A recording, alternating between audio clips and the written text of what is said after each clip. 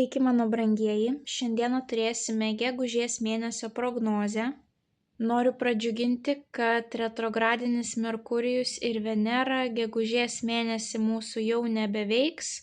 Galėsite pastebėti, kaip visi reikalai, planai pradeda eiti sėkmingai, kaip per sviestą, be jokių nenumatytų keblumų ar nesusipratimų. Taipogi primenu, kad kiekvieną mėnesį kanale jūs rasite jaunaties bei pilnaties prognozes, kurios taipogi papildo būtent jūsų šitas mėnesio prognozes. Taip, tik jeigu mėnesio prognozė yra 4 savaitėm, tai mėnulio prognozės yra porai savaičių. Taip, 2 savaitės jaunaties ir 2 savaitės pilnaties. Tai kas dar jų neklausėte, kviečiu paklausyti. Tai bus kaip dar viena papildoma informacija prie jūsų mėnesio prognozės. Na ir kas prie kanalo prisijungėte tik šiais metais, tai primenu, kad kanale galite rasti 25 metų prognozę pilnai visiems metams, tai yra apžvelgiama energetika kiekvienam mėnesiui nuo sausio iki gruodžio, taipogi apžvelgiama energetika pagrindinių gyvenimo sferų. Na ir duodamas vienas patarimas visiems 25 metams. Ir ten taipogi paminiu visas datas būtent retrogradinės Veneros bei Merkurijaus, kada nėra tinkamas metas organizuotis, planuotis kažkokių tais naujų pradžių savo gyvenime. Tai vat, kas norite sužinoti apie visas tas datas anksčiau, tai visas tas datas rasite būtent 25 metų metinėse jūsų zodiako ženklų prognozėse. Na ir kaip visada primenu, kad tiek šias, tiek mėnulio prognozes reikia žiūrėti pagal savo 3 pozicijas, tai yra Saulės ženklą, mėnulio ženklą bei ascendentą. Daugiau informacijos apie tai, kaip pasiskaičiuoti savo šias pozicijas, rasite žemiau aprašyme po šiuo vaizdo įrašu. Na ir kaip visada, mano dėkingumas keliauja jums. Labai smagu matyti, kad kanalas auga, labai smagu matyti, kaip aktyviai jūs komentuojate, dalinate savo istorijomis, kaip jums kortos įsipildė ir taipogi matau didžiulį dalinimąsi su kitais žmonėmis. Aš visada matau statistiką, kiek žmonių pasidalino mano prognozėmis. Tai labai smagu matyti, kad ne tik patys žiūrite, bet ir pasirūpinate savo artimaisiais mylimaisiais, kad jie taipogi sužinotų jiems svarbią informaciją. Na, o naujus kanalo stebėtojus kviečiu prisijungti prie šios šiltos ir motyvuotos bendruomenės, tapti jos dalimi, paspaudus prenumeruoti mygtuką. Na, o dabar keliaukime į jūsų tarologinę prognozę. Žuvis. Pagrindinis įvykis žuvims gegužės 1 savaitę.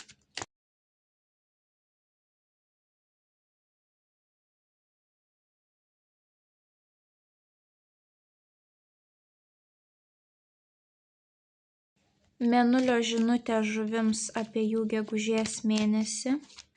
Ką svarbu žinoti žuvims apie jų gegužę. Bei vienas patarimas žuvims apie jų gegužės mėnesį. Žuvytės gegužės mėnesį jūs turėsite visko po truputį. Turėsite tiek mokslų greičiausiai ar kažkokių tais naujų finansinių reikalų, finansinių projektų ir taipogi turėsite kažką tais naujo, šviežio, galbūt netgi keliones nenumatytas arba kažkokius tai naujus etapus savo gyvenime, būtent kažkokias tai naujas pradžias. Ir panašu, kad mąstysite ilgai, kurį variantą jums reikia pasirinkti, bet gegužė bus tas mėnuo, kai jūs pagaliau pasirinksite vieną iš 2 variantų. Tai pradėkime nuo jūsų pirmosios savaitės ir jums iškrenta didysis arkanas šventikas. Na ir mes matome pavaizduotą pelėdą, knygą ir mergaitę sėdinčią ant šakos. Tai vat pelėda pas mus yra mokslo simbolis, knyga taipogi rodo mokslus.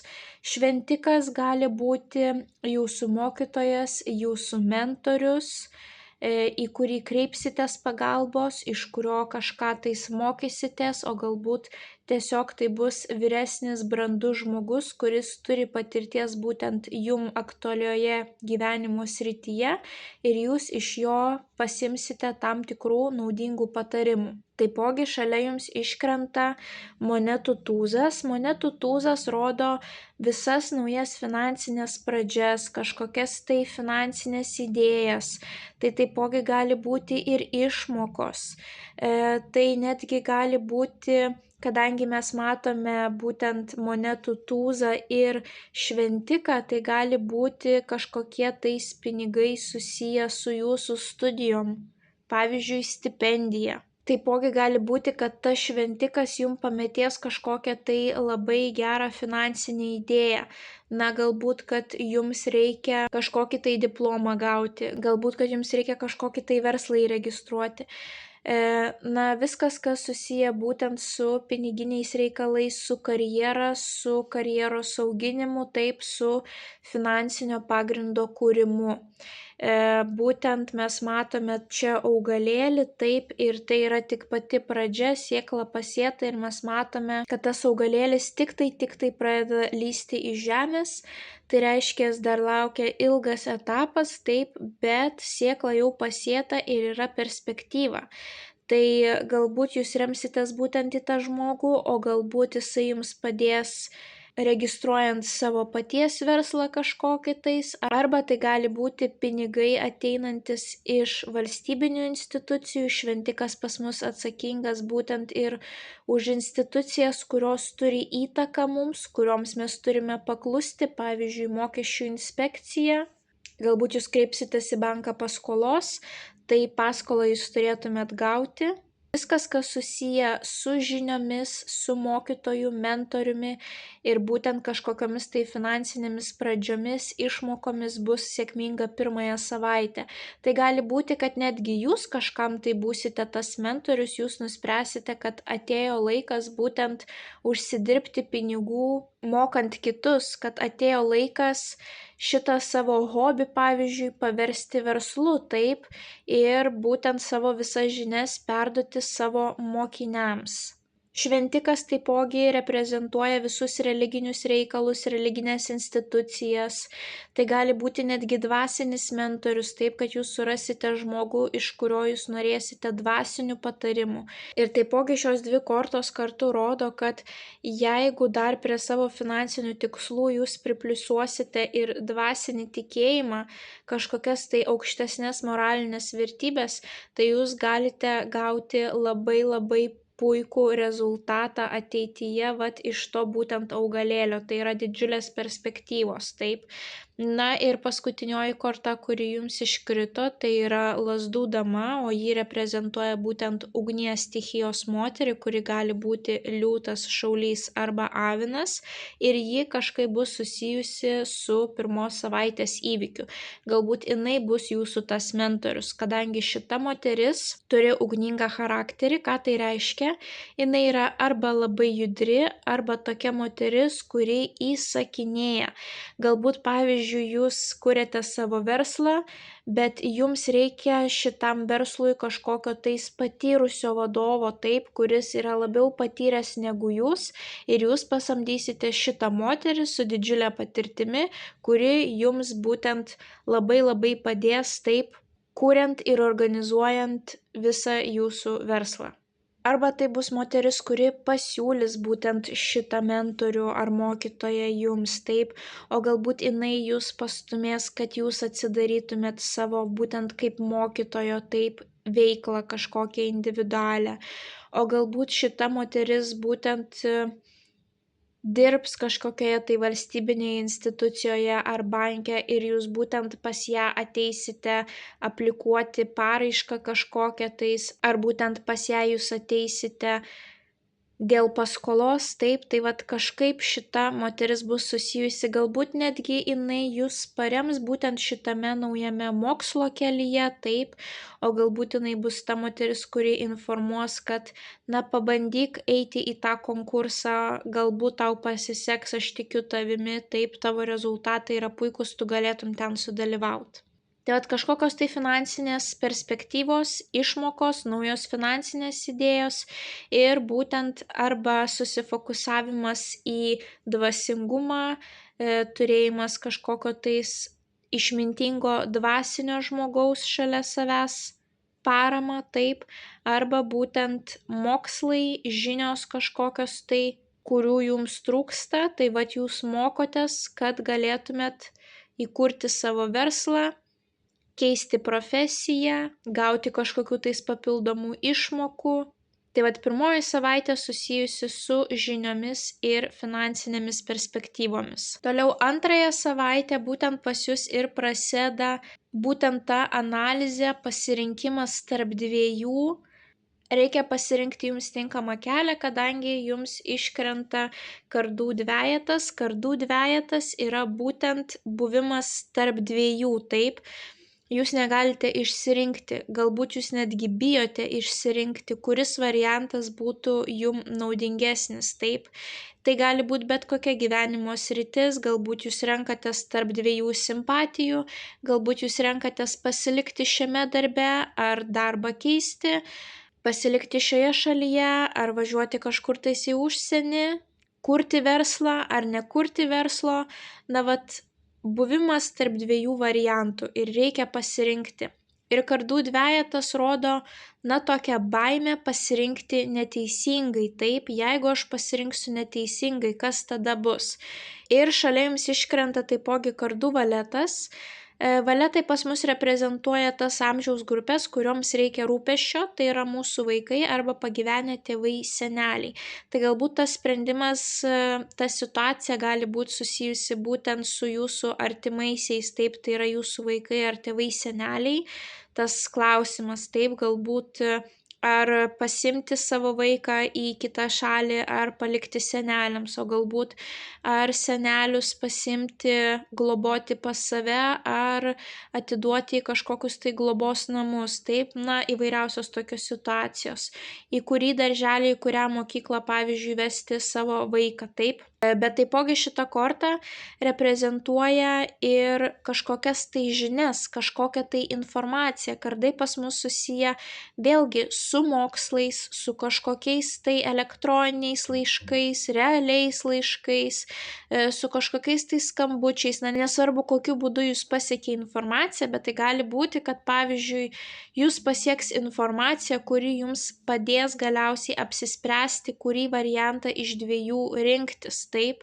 Na ir taipogi tai yra mokslo korta, studijų korta, analizės korta, logikos korta, racionalių paskaičiavimų korta. Tai vat jums tai yra kaip ir žinutė, kad kaip jūs turite pasirinkti vieną iš dviejų variantų, tai yra fokusuojantis į logiką, racionalumą, ne į jausmus. Taip, jums reikia tą variantą pasirinkti per loginę perspektyvą, taip, pajungus savo kritinį mąstymą, sudėjus visus pliusus ir minusus, taip, kuris variantas jums būtų naudingesnis. Tai vat arba jūs gausite kažkokią tai svarbią informaciją, kuri jums padės išsirinkti, arba šita korta jums gali rodyti, vat būtent, kad reikia pasitelkti analizę, racionalumą ir tokiu būdu jūs išsirinksite jums tinkamiausią variantą.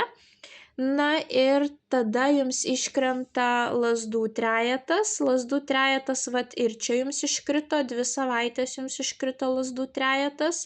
Tai vat ką sako lazdų trejetas, kad einamas, žengiamas pirmas žingsnis. Kad sprendimas jau yra priimtas ir jūs žengėte pirmąjį žingsnį. Tai yra iniciatyva keliauja iš jūsų pusės, jūs niekieno nelaukiate, kol jums kažkas atneš kažką ant lėkštutės padėto, jūs analizavote, jūs priėmėte sprendimą ir tą pačią savaitę jūs žengėte pirmąjį žingsnį.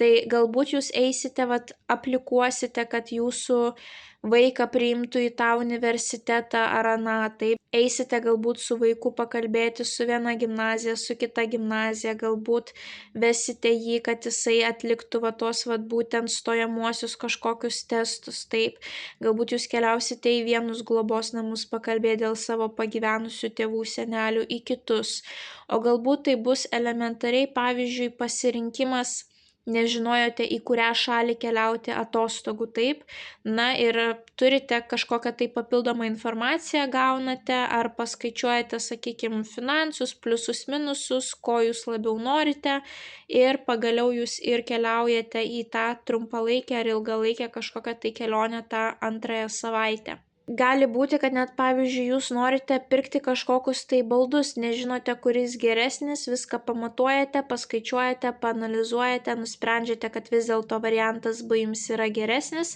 ir tą pačią savaitę nusiperkate, įsigijate tą baldą, užsisakote, taip. Tai vat įvairiausios tokios situacijos gali būti, bet panašu, kad antrąją savaitę jums pavyks ir išsirinkti vieną iš dviejų variantų ir iškart žengti tą pirmąjį žingsnį. Na, o trečioji savaitė jums iškrenta didysis arkanas kvailys ir mes matome, kad tai yra nulinė korta, tai yra pati pradžia. Tai vat kvailys rodo šviežią pradžią jūsų gyvenime. Tai gali būti, kad vat jūs surizikavote antrąją savaitę, žengėte pirmąjį žingsnį ir jaučiate, kaip trečiąją savaitę pas jūs absoliučiai kažkoksai tai šviežias naujas gyvenimo etapas atkeliauja. Taipogi kvailys reprezentuoja netikėtus dalykus, neplanuotus, vat kad jūs nusprendėte labai greitai kažką tais keisti savo gyvenime ir kitiems žmonėms jūsų sprendimas gali kelti nuostabą, nes šitas sprendimas gali būti priimtas ekspromtu. Kvailys matote, kad neturi didžiulės mantos, taip, jisai nepergyvena, jisai neturi didžiulių atsakomybių, jisai priema sprendimą širdimi taip, kaip jam tuo metu atrodo, kad yra geriausia ir apskritai tai yra džiaugimasis šią dieną, gyvenimas čia ir dabar. Šitas kvailys nepergyvena, kas lauks rytoj, taip, šiandien jisai užsimanė, šiandien jisai tą žingsnį ir padarė. Kai kvailys iškrenta, dažniausiai nėra aišku, kur link tas žmogus eina. Jisai jau pasirinko naują kryptį, kaip matome, bet dar neaišku, kas toje pusėje šitos moters laukia, taip. Jinai tiesiog nusprendė, kad nebedarysiu taip, kaip dariau anksčiau. Na, o šalia kvailio jums iškrito taurių aštuonetas. Taurių aštuonetas rodo vėlgi kažkokių tai žmonių, situacijų, lokacijų palikimą ir ėjimą į naujas pradžias. Bet kai iškrenta taurių aštuonetas, jisai nerodo bėgimą nuo toksiškumo, jisai rodo būtent, kad viskas, kas yra aplink jūs, jums yra neįdomu, nes tai yra jūsų komforto zona. Jūs nustojote augti, jūs nustojote krauti kažkokią tai išmintį, patirtį, nes visi aplinkui žmonės yra nuspėjami, niekas jūsų neįkvepia, viską jūs toje vietoje, darbe ar su tais žmonėmis ar tame mieste pasiekėte ir jums yra nebeįdomu.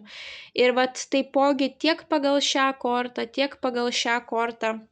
kai žmogus kažką keičia savo gyvenime, žmonės labai nustemba, vat ypatingai pagal taurių aštuonetą, pavyzdžiui, išsiskiriat su savo antrąja puse arba išeinat iš darbo ir jums sako, aš nesitikėjau, kad tu išeisi, man atrodė, kad tu pilnai realizavai save šiame darbe ir kad tau viskas tinka ir patinka. Tai vat iš tiesų niekas nežino, kad jūs norite daugiau iš gyvenimo, taip, ir atėjo laikas siekti daugiau, jūs norite išeiti iš savo komforto zonos. Taipogi šios dvi kortos gali reprezentuoti kelionę, tiesiog elementariai kažkokias tai atostogas, taip, ir arba jūs džiaugsitės tose atostogose kiekvieną minutę, jūs negalvosite apie praeitį, apie ateitį, jūs būsite momente ir labai džiaugsitės kaip maži vaikai. Arba tai gali būti tiesiog, kad ta kelionė buvo neplanuota, netikėtai kažkas pasiūlė ir jūs tą šansą išnaudosite. Ir su ta situacija bus susijęs kažkaip tais monetų karalius, žemės stichijos vyrukas, tai gali būti mergelė jautis arba ožiaragis, arba šitas žmogus būtent jūs parems iš finansinės pusės. Jisai gali būti tiek jūsų tėtis, tiek jūsų antroji pusė, tiek jūsų brolis, tiek jūsų senelis, gali būti ir darbdavys, būtent žmogus, kuris atsakingas už jūsų finansus. Tai taipogi gali būti ir auditorius, finansininkas, žmogus, kuris dirba finansinėme sektoriuje. Jisai gali būti nekilnojamo turto brokeris, pavyzdžiui, draudimo agentas, galbūt jūs nueisite, nusipirksite draudimą pas jį savo kelioniai, galbūt šitas vyrukas keliaus kartu su jumis, galbūt jisai jums padovanos tą kelionę, taip. Na, įvairiausios tokios situacijos, bet kažkaip tai bus svarbus būtent šitas monetų karalius, būtent šitai jūsų naujai pradžiai arba tai kelioniai. Galbūt tai bus jūsų darbdavys, kuriam jūs trečią savaitę va taip vat netikėtai pranešite, kad aš išeinu iš darbo. Na, o paskutinėje savaitę panašu, kad ateis toksai perdegimas arba nepasitenkinimas tuo, ką turite savo gyvenime, kadangi jums iškrenta taurių ketvertas. Taurių ketvertas rodo tokią depresinę nuotaiką. Tai dažnai būna, kad pavyzdžiui, kai mes išeiname iš darbo, aplanko va tokia depresinė nuotaika, nes atrodo dingsta gyvenimo tikslas, dingsta visos užduotis ir pasirodo, kad lyg ir hobių gyvenime neturėjai, lyg ir daugiau jokių veiklų apart darbo neturėjai ir atsiranda tokia beprasmybė, kad kam aš čia iš vis esu, aš dabar niekam nenaudinga. Ir mes matome, kad angelas siūlo taurę šitai merginai, bet jinai nevertina tos taurės, jinai labiau susifokusavusi į negatyvėje savo gyvenimo pusę, kad jinai nevertina to, ką turi, jinai susifokusavus labiau į tai, ko jinai dar negauna, o labai nori. Arba tiesiog jūs būsite pervargę. Jūs priemate tą sprendimą, kad atėjo laikas keliauti į kažkokį tai naują gyvenimo etapą ir jums kaip ir palengvėjo, bet tuo pačiu atsirado tokia beprasmybė, nes taip jūs nusprendėte, kad kažką paliekate, iš kažko išeinate, kažkur persikraustote, bet o kas toliau? Plano tai kaip ir nėra. Bet šalia jums iškrenta didysis arkanas saikingumas. Saikingumas yra pati lėčiausia korta, kuri sako, kad reikia turėti saiką gyvenime ir gyventi momente čia ir dabar. Tai jūsų tą nuotaiką pataisyti gali askezė. Būtent askezė, kai mes patys savo kažką draudžiame, tada mūsų smegenys šiek tiek kitaip pradeda dirbti.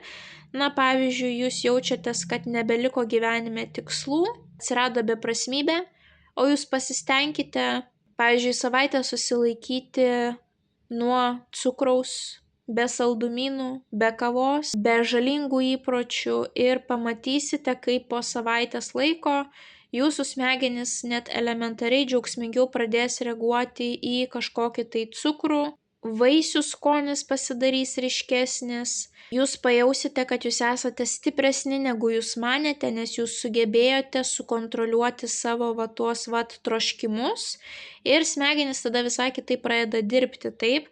Tai paskutinėje savaitė būtų labai puiku, jeigu jūs savo kažką tais uždraustumėte, taip, o galbūt saikas, apskritai, kad turėtumėt saiką, taip, galbūt jūs per mažai miegodavot, miegokit užtektinai, bet ne per daug. Galbūt jūs visiškai nejudėjot, atėjo laikas pajudėti, na, surinkit bent tuos 10 000 žingsnių per dieną, taip. Galbūt jūs visą laiką sėdėjot namie, atėjo laikas galbūt daugiau laiko praleisti lauke. Na, tas auksinis viduriukas ir balansas gali jums padėti išeiti iš tos depresinės nuotaikos. Jūs tiesiog pradėsite natūraliai labiau vertinti viską, ką turite savo gyvenime. Ir tuomet jums iškrenta lazdų trejetas. Lazdų trejetas vėlgi rodo, kad jūs žinote, kur link norite eiti. Būtent galbūt tas pats tikslas, kurį jūs turėjote antrąją savaitę, taip jūs jau pasirinkote, jūs žengėte pirmąjį žingsnį, jūs žinote, ko jūs norite pasiekti. Bet, pavyzdžiui, jūs apima tą depresinę nuotaiką, nes jūs suprantate, kad ne viskas vyksta taip greitai, kaip jūs norėtumėte, taip. Niekas nepasistato per vieną dieną, taip. Geriems dalykams reikia laiko gyvenime. Ir jūs jaučiatės išsekę. Galbūt jūs turite tą tikslą, bet fiziškai jūs jaučiatės išsekę, taip, o galbūt emociškai. Ir saikingumo korta būtent jum yra tas raktas į sėkmę, kaip jums toliau siekti savo tikslų.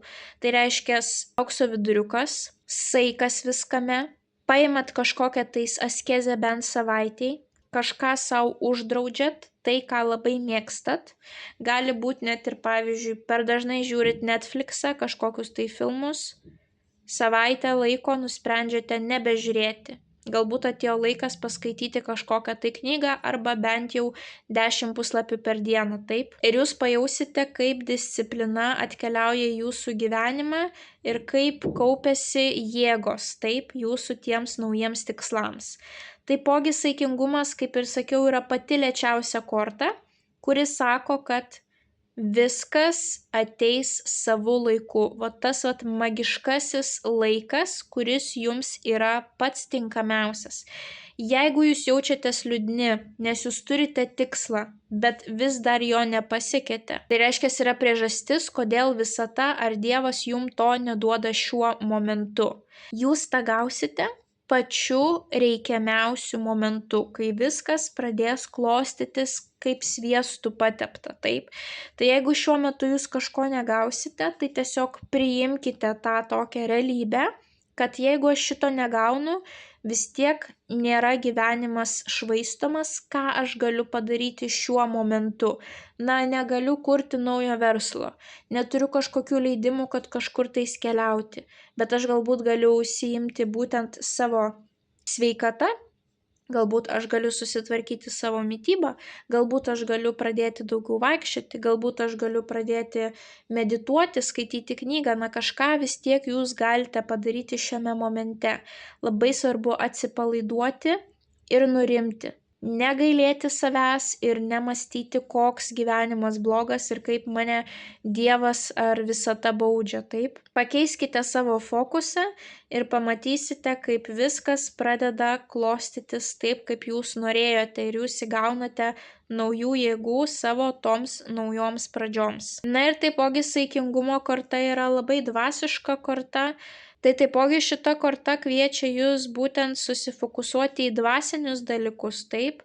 Galbūt jums palengvės, kai jūs pradėsite domėtis būtent ar savo religija, ar kažkokiais ezoteriniais dalykais, energetiniais, čakrom, visais šitais dalykais. Kažkokia informacija gali jums padėti sudėlioti savo mintis į stalčiukus, taip. Galbūt tai bus ta paskutinioji puzlės detalė, kurios jums truko ir jūs įdedat tą puzlės detalę ir jums susidėlioja visas paveikslas, kad niekas manęs nebaudžia, reiškia, dabar man nepalankus laikas, dėl to man nepavyksta padaryti to ir ano. Bet kam dabar yra palankus laikas? Galbūt palankus laikas susitvarkyti sveikatą, susitvarkyti savo emocinę būseną, taip? Pagalvokite, kad galbūt su savo dabartinė emocinė būsena jūs tiesiog sužlugdytumėte savo naują projektą, taip, dėl to jums visata duoda tokį ramybės periodą, per kurį jūs atgaunate jėgas ir tuomet jau pastebėsite, kad jūs atgavote jėgas ir viskas pradėjo eiti kaip per sviestą. Tai paskutinėje savaitę tiesiog nurimkite, atsipalaiduokite ir pasistengkite kažkaip save suvaržyti dėl geresnio rezultato, taip. Ir pamatysite, kad ir vėl galite keliauti savo naujų pradžių link.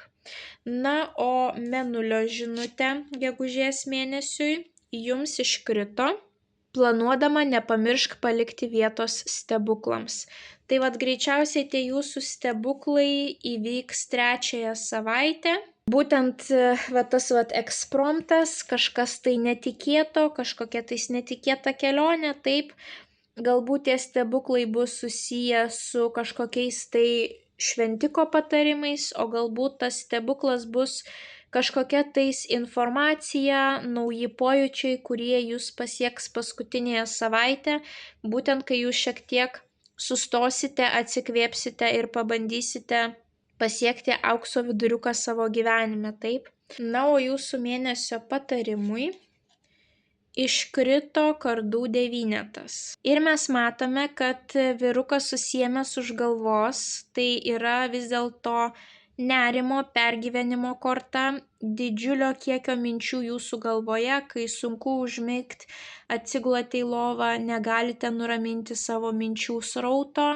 Tai šita korta sako, jeigu ir toliau taip darysite, pablogės jūsų sveikata. Jum to nereikia. Būtent ta psichosomatika, taip, kai dėl padidinto streso, nereikalingų minčių, pas jūs ateina pavyzdžiui migrena, širdies permušimai, aukštas spaudimas, surakinimas, pečių skausmas, kaklo skausmas, visos ligos susijusios su viršutinė kūno dalimi, taip. Jums nereikia, kad stresas pablogintų jūsų sveikatą, taip. Tai ką jums reikia daryti? Kuo greičiau priimti sprendimą arba pakeisti požiūrį į situaciją, taip. Jeigu neįmanoma išeiti iš šitos situacijos, keičiam požiūrį į situaciją. Jeigu įmanoma priimti kažkokį sprendimą ir išeiti iš šitos situacijos, reiškia priemam sprendimą ir einam iš šitos situacijos, taip. Na ir taipogi šita korta yra naktinė, tai kažkam elementariai gali rodyti, kad gegužės mėnesį jūs turėsite kažkokias tai bemiegės naktis, galbūt jūs dirbsite naktimis, galbūt jūs kursite kažką naktimis, taip, tai gali būti kažkam arba kažkoksai tai naktinis gyvenimas labai aktyvus, arba kažkam tais būtent nerimas ir tiesiog minčių sukimas non-stop savo galvoje, o jums to tikrai nereikia. Tai vat patarimas yra toks, kad nepamirškite palikti vietos stebuklam, nes jūs nežinote taip, kada į jūsų gyvenimą ateis tie stebuklai ir mažiau būkite savo galvoje. Jeigu nepavyksta nuraminti minčių, nepamirštame askezę, darome kažką, kontroliuojame save, kad pasiektume puikiausios sveikatos rezultato, puikiausios emocinės būklės, taip. Jeigu visą šitą darome, bet vis tiek jaučiame nerimą, galbūt atėjo laikas susifokusuoti į dvasinius dalykus, taip, ir suprasti, kad taip gyvenime vyksta dalykai. Jeigu tuo metu mes esame nepasiruošę tai naujai pradžiai, jeigu tuo metu ta nauja pradžia neduotų mums sėkmės ar pozityvaus rezultato, tai greičiausiai tos naujos pradžios jūs tuo metu ir neturėsite. Bet kai jūs paruošite save, pamatysite, kad visur durys ir langai atsidaro, galite lipti, eiti per kur tik norite. O panašu, kad naujas pradžias turėsite, tai gale mėnesio šiek tiek gali būti, kad energija išseks. Tai vat paskutinėje savaitę susiimkite ir gausite patį puikiausią rezultatą. Tai žuvytės linkiu didžiausios sėkmės gegužės mėnesį. Panašu, kad turėsite ir mentorius, ir kažkokias tai naujas finansinės idėjas, finansinės pradžias ar kažkokias tai išmokas. Pavyks pagaliau pasirinkti vieną iš dviejų variantų, taip gegužės mėnesį jau drąsiai galite rinktis, rizikuoti, žengti į naujus vandenis, keliauti į naujas pradžias. Galbūt net ir kelionę turėsite, tik nepamirškite paskutinėje savaitę atsikvėpti, taip, nes jeigu ir toliau save spausite ir nesirūpinsite, tai tiesiog jūs nutolinsite nuo savęs sėkmę. Na ir nepamirškite palikti vietos stebuklams. Tai žuvytės didžiausios sėkmės gegužės mėnesį. Nepamirškite paspausti patinka mygtuko, komentare parašyti bent jau širdelę, pasidalinti prognozę su artimaisiais, kuriems ji galėtų būti aktuali. Na ir jeigu dar neužsiprenumeravote, skatinu užsiprenumeruoti kanalą, kad nepraleistumėte jums aktualių prognozių bei taptumėte šios labai šiltos ir motyvuotos bendruomenės dalimi. Na, o mes susimatysime jūsų kitose prognozėse. Ate, ate.